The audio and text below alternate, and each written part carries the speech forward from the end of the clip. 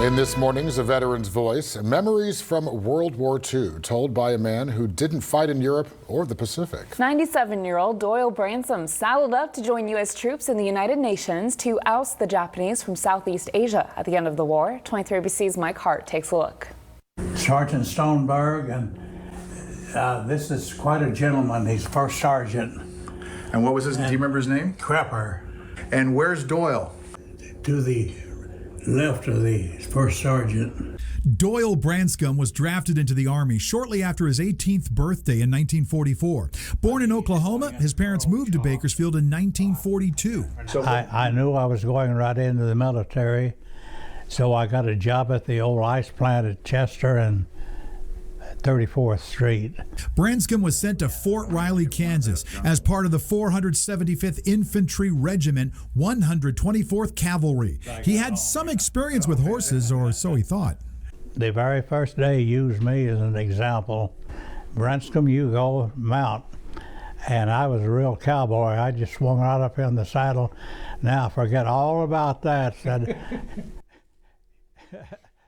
Doyle boarded a ship for Calcutta, arriving in February of 1945. He then hopped a train for Burma to help oust the remaining Japanese forces in Southeast Asia. we were more reconnaissance, so I was handed a Thompson machine gun type. Merrill's Marauders led the fight for the U.S. in that theater. Branscum joined the Mars Task Force, the only other American infantry combat unit on the mainland of Asia in World War II, using mules to transport their supplies. We wasn't there very long, just long enough to get my combat badge and everything. Not long after, Doyle and his friend Briscoe were sent to China, assigned to a Chinese division. On August 6th, 2 days before Japan surrendered, Branscum remembers walking into a town where a battle took place. Doyle said the dead were civilians that reportedly helped the Japanese. We came up and there's a pond, and I don't know how many was in the pond. I couldn't stand to look. Hardly try to count. When the war ended, his service continued. Branscum was sent to Peking, China as part of a peace team, one of more than a dozen assembled.